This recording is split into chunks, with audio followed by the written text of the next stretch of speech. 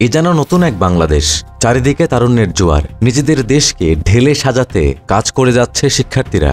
পথ ঘাটের ময়লা আবর্জনা ধুয়ে মুছে পরিষ্কার করছেন। সেই সাথে নতুন বাংলাদেশকে কেমন দেখতে চান তা ফুটিয়ে তুলেছেন গ্রাফিতি আর দেয়ালিকায়। কিছুদিন আগেই রংপুর শহরে প্রায় প্রতিটি দেয়ালেই গ্রাফিতি আর দেয়ালিকার মাধ্যমে প্রতিবাদ জানিয়েছিল শিক্ষার্থীরা। আর এখন সেগুলো আবার তুলেও ফেলছেন তারা, দিচ্ছেন নতুন রূপ, আঁকছেন নতুন কোনো স্বপ্ন। রংপুর মেডিকেল কলেজের শিক্ষার্থী লামিয়া মিশকাত তারিকার অভিব্যক্তিতে সুস্পষ্ট হলো সেটি। জানালেন যেমন বাংলাদেশ তারা চান সেটিই ফুটিয়ে তুলছেন রঙের তুলিতে।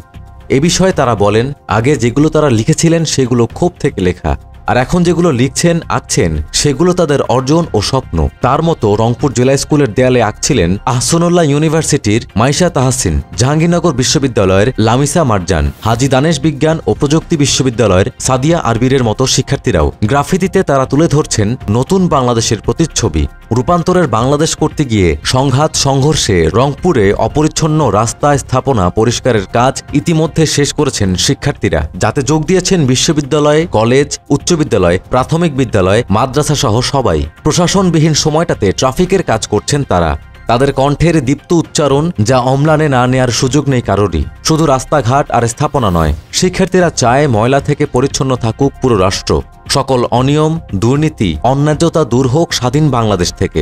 এদিকে সচেতন নাগরিকরা বলছেন, শিক্ষার্থীদের কণ্ঠের ক্ষিপ্রতা বোঝার এখনই সময় নীতি নির্ধারকদের। তাদের মনস্তত্ত্ব বুঝেই দেশ গড়া শুরু করতে হবে সংশ্লিষ্টদের।